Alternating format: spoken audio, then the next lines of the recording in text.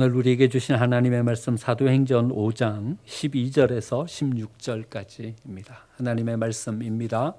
사도들의 손을 통하여 민간에 표적과 기사가 많이 일어나매 믿는 사람이 다 마음을 같이하여 솔로몬 행각에 모이고 그 나머지는 감히 그들과 상종하는 사람이 없으나 백성이 칭송하더라. 믿고 주께로 나오는 자가 더 많으니 남녀의 큰 무리더라. 심지어 병든 사람을 메고 거리에 나가 침대와 요 위에 누이고 베드로가 지날 때에 혹 그의 그림자라도 누구에게 덮일까 바라고 예루살렘 부근에 수많은 사람들도 모여 병든 사람과 더러운 귀신에게 괴로움 받는 사람을 데리고 와서 다 나음을 얻으니라. 아멘. 가버나움은 갈릴리 바다 북쪽 서편 해변에 자리 잡은 도시입니다. 해발 고도가요, 지중해 수면보다 400m가 아래쪽에 있어요. 해수면보다 이렇게 아래에 있으니까 기압이 높아요. 다른 데서 살아가던 사람이 여기 가면요, 병이 와요. 이렇게 높은 데로 올라가면 심장이 이 힘을 좀 덜 주어도 쉽게 박동이 되잖아요. 근데 낮은 데로 내려가면 심장이 압박감을 많이 느끼는 거예요. 힘도 빠지고 쉽게 아프고 병이 오고 그런 곳이에요. 예수님 시대 어떤 사람들이 여기에 모여서 살았냐 하면요, 실패한 사람들이 여기로 몰려서 마지막 종착지처럼 살아가던 자리, 거기가 가버나움이라는 도시였습니다. 예수님 시대에 한 1만 명 정도의 사람들이 여기서 삶을 살았는데요. 사람 살기가 너무나도 어려운 지역이다 보니까 점차 도시는 약해지고 그 다음에는 폐허로 변해가지고 더 이상 사람이 살지 않는 그런 곳이 되었습니다. 지금은 난민들이 다시 모여서 사는 그런 곳이 되었지만 한동안 살지 않았던 그런 지역이어서 고고학 발굴이 여기에서 진행이 됐어요. 고고학 발굴이 진행이 됐는데 여기서 놀라운 것이 발견된 거예요. 예수님 시대에 베드로의 집과 회당과 그것이 고스란히 묻혀있는 이 텔이라고 그래요. 이 텔이 발견이 된 거예요. 여기가 위치적으로 군사적 요충지이다 보니까 로마군이 여기에 주둔해 있었어요. 그러다 거기에서 전쟁이 벌어진 거예요.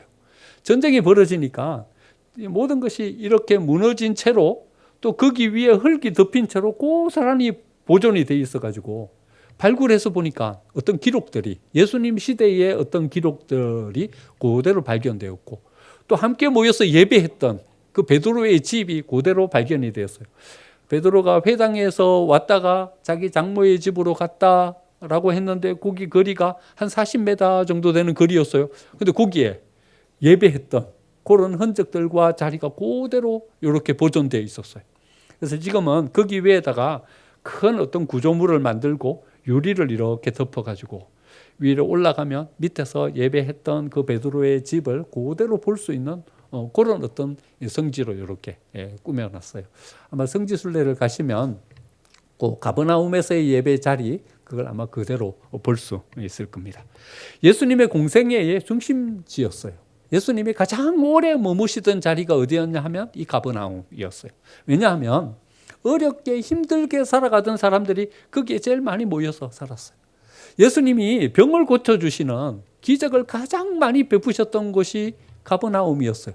왜냐하면 병든 사람들이 많았어요. 기압이 높은 그런 곳에 살아가다 보니까 아픈 사람들이 많아요. 가난해서 고칠 수 있는 방법은 없어요. 예수님이 가장 많이 병을 고쳐주셨던 자리가 가버나움이에요. 예수님이 위로의 말씀을 가장 많이 해주셨던 자리가 가버나움이에요. 왜냐하면요, 상처받았어요. 실패했어요. 몰려가지고 가버나움까지 밀려서 왔어요. 그러니 이 사람들에게 필요한 것은 위로였어요. 예수님이 가버나움에서는 그냥 위로해 주시고 격려해 주시고 세워주시는 이런 말씀들만 많이 전파하게 됩니다. 예수님의 제자들 가운데도요, 가버나움 출신의 제자들이 많아요. 베드로와 야고보, 안드레와 요한 다 가버나움 출신의 사람입니다. 마태도 가버나움 출신이고요, 안드레도 가버나움 출신의 사도들입니다. 이 사도들이 예수님께 불림받아갖고 사도가 되긴 했지만요, 원래 어떤 출신 사람입니까? 실패자, 밀리고 밀린 이 지역 사람들인 거예요. 그러니까 그 본성이 그 마음 가운데 그 고스란히 남아 있는 거죠. 예수님이 베드로를 불렀어요. 나를 따르라 불렀는데 예수님의 제자로서 그 자리를 지키지를 못하는 거예요. 어떤 자존감을 가지고 자신감을 가지고 나는 예수님께 가르침을 받아서 나름대로의 삶을 복되게 멋지게 한번 펼쳐가 봐야 되겠다. 이런 자존감이 없는 거예요. 예수님이 불러다 놓았는데 에이, 내가 무슨 제자야? 내가 가르침을 받아갖고 이 나이에 뭘 하겠어? 가서 물고기나 잡지? 다시 물고기 잡으러 가는 거예요. 다시 불러다 놓으면 좀 따라다니다가 또다시 물고기 잡으러 가는 거예요. 여러분, 성경에 고스란히 이 기록이 남아있어요. 우리가 한번 베드로를 3번이나 불러서 세운 그것을 한번 묵상해 본 적이 있어요. 자존감이 없어요. 실패자예요. 희망도 없어요. 꿈도 없어요. 그냥 물고기나 잡으면서 여기서 살면 되는 거지. 내가 여기서 누구의 가르침을 받아서 나의 삶을 뭘 어떻게 세우겠냐. 이 마음인 거죠. 자기밖에 몰라요. 왜냐하면요, 다른 사람을 생각해 볼 겨를이 없어요. 실패하고 또 실패하고 상처받고 아픔을 고스란히 가슴속에 담고 살아가는 사람이에요. 그러다가 변화산에 올라간 거예요. 너무나도 황홀하고 멋진 광경을 거기서 본 거예요.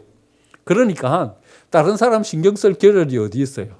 다른 제자들은 변화산 아래에서 귀신 들린 아이를 붙잡고서 씨름을 하고 그래 있는데 다른 사람들이야 씨름을 하든 무슨 상관이야. 지금 내가 여기서 영화로운 어떤 그런 자리에 서게 되었는데 예수님께 이렇게 부탁하는 거죠. 여기 초막셋을 짓고 여기서 함께 살면 안 되겠습니까? 이래 이야기하는 거죠. 또 다른 절망을 맛보던 시간도 있었어요.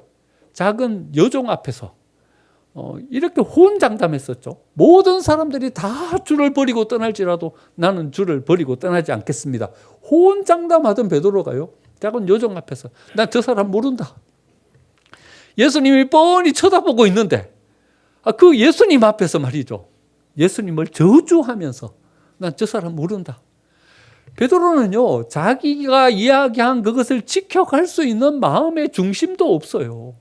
왜냐하면요, 뭘 가지고 자기를 세워보려고 애쓰고 노력하고 어떤 성취를 맛보고 그런 사람이어야 그걸 끝까지 붙잡고 그 다음에 그것을 세워가고 그렇게 할 수 있는 힘이 있는 거죠. 그런데 베드로는요, 이런 힘도 없어요. 지금 여기에서 위기를 모면하고 여기에서 어떤 위기를 탈출해서 나아가는 이런 삶에 훨씬 더 익숙해져 있어요. 왜냐하면요, 계속 실패했어요. 마음의 상처와 아픔을 가졌어요. 그러니까 어디에 더 익숙한 삶인가 하면요, 뭘 지키고 희생하고 이런 삶이기보다는 모면하고 도망가고 이런 삶이 훨씬 더 익숙한 삶인 거예요. 베드로가 그런 존재였던 거죠. 가버나움 출신이라는 그 근본적인 밑바탕을 어찌 바꿀 수 없는 그런 사람이었던 거죠. 이런 베드로가요, 오늘 본문에 보니까는요, 완전히 다른 사람으로 세워져 있는 것을 보게 돼요. 여러분, 사람들이요, 이렇게 보는 거예요. 병든 사람들을 길거리에 이렇게 침상쳐 놓고서 베드로가 혹시 지나가면서 그림자라도 거기 덮일까? 그런데 베드로가 지나가면서 그림자라도 덮이면요, 그 사람들이 다 나아버리고 세움받는 거예요. 여러분, 베드로가 어째 이래 된 거예요? 이 기독교가 점점 왕성하게 세워져 가니까요, 유대교가 위기감을 느낀 거예요. 큰일 났다. 사람들이, 유대교에 있는 사람들이 베드로의 설교를 듣고서는 다 개종을 해갖고 기독교인이 되는 거예요. 이 베드로를 가만히 놔두면 안 될 것 같아요. 그래가지고 이제 유대교 지도자들이 어떤 계획을 했냐면 베드로를 잡아갖고 죽여야겠다, 이 마음을 가지고 산헤드린 공의 앞에 세운 거예요. 예수님이 산헤드린 공의회 앞에서 재판을 받고서 사형 언도를 받고서 십자가에 넘겨주게 된 거죠. 이 베드로도 이렇게 이제 죽여야 되겠다라고 생각했어요. 그런데 산헤드린 공의 앞에 선 베드로의 모습은요, 어느 때보다도 용감했어요. 이 사람이 가버나움 출신의 사람 맞나 싶을 정도로 용기가 있었어요. 얼마나 논리정연하게 대답하고 그 사람들한테 이야기하는지요. 산헤드린 공의에 70명이 서가지고 베드로를 혼자 공격하는데 베드로 한 명을 당해내지를 못하는 거예요. 논리정연하게 예수가 그리스도다라는 것을 증명하고 이야기하고, 당신들이 십자가에 내어준 모든 판단은 잘못된 판단이었다. 반박하면서 쓰는 거예요. 베드로를 이기지 못해가지고 위협하고 채찍질하고 그냥 놔두는 거예요. 이들이 가지는 어떤 능력과 이들이 가진 삶의 모습은요, 사뭇 다른 모습으로 서게 되는 거죠. 지금까지 가졌던 가버나움 출신의 그 패배자와 그 상처투성이의 사람들이라고는 믿기지 않을 정도로 그들은 전혀 다른 모습으로 세움을 받게 된 거죠. 이 사람들은 어떻게 이런 모습으로 서게 되었을까요? 이 사람들은 어떻게 이렇게 변화된 모습으로 서게 되었을까요? 그것을요, 그 좀 뒤에 나오는 가말리엘의 증언을 통해서 우리는 한번 살펴볼 수 있습니다. 사람들이요, 점점 더 영향력이 커지는 기독교를 막아서기 위해서 베드로를 죽여야 되겠다 이렇게 생각했어요. 재판이 안 되면 우리가 암살이라도 해가지고 베드로를 죽여야 되겠다. 이거 없이 하지 않으면 유대교를 지킬 수 없다 이래 생각했어요. 그러자 가말리엘이 나서요. 가말리엘이 나서면서 이 사람들을 향해서 이야기합니다. 그 뒤에 8절 말씀을 보면요, 이렇게 이야기합니다. 이 사상과 이 소행이 사람으로부터 났으면 무너질 것이요, 만일 하나님께로부터 났으면 너희가 그것을 무너뜨릴 수 없겠고 도리어 하나님을 대적하는 자가 될까 하노라. 그러면서 그 앞에 드다라는 사람과 유다라는 사람 이야기를 합니다. 드다라는 사람이 일어났어요. 드다라는 사람을 쫓아서 400명이나 되는 사람이 모여들었어요. 아니, 뭔 일이 일어날 것 같아요. 400명이 드다와 함께 하면서 뭔가가 일이 이루어지니까는요. 그런데 드다가 죽어버렸어요. 드다가 죽으니까 그를 따르던 400명의 사람들이 다 흩어져 버린 거예요.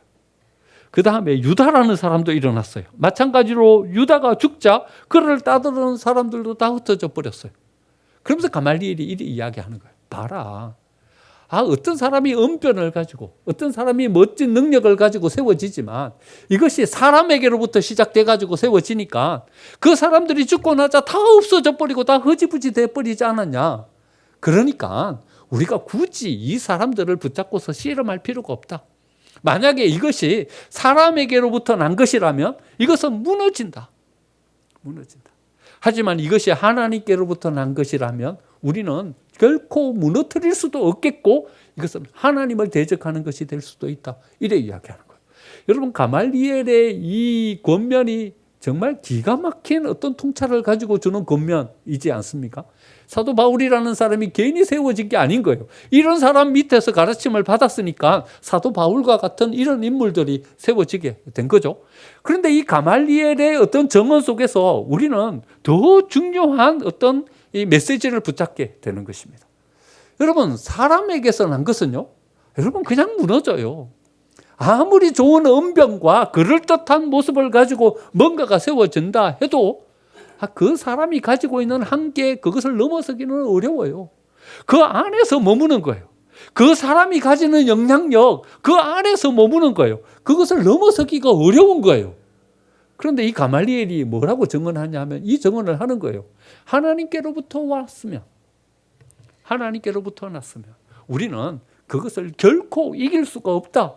그러니까 우리는 그 가버나움의 제자들보다 훨씬 더 뛰어난 능력을 가지고 있고 예루살렘에서 지도자로서 가르침을 받고 권세와 지위를 가지고 있는 거예요. 그런데 저 사람의 능력이 하나님께로부터 났으면 비록 저들이 가버나움 출신의 사람이라 할지라도 우리는 저 사람 못 이긴다. 이렇게 이야기하는 거죠. 여러분, 가말리엘이 가지는 이 신앙의 통찰을요, 우리가 신앙의 메시지로 딱 붙잡아야 돼요. 여러분, 가버나움 출신의 그 연약한 제자들이, 그 패배자들이 어떻게 이렇게 영광스러운 모습으로 세워질 수 있었는가? 그것은 하나님께서 그들 가운데 임재하셨기 때문에, 하나님의 능력이 그들 가운데 함께 했기 때문에 이런 사람으로 세워지게 된 것이죠.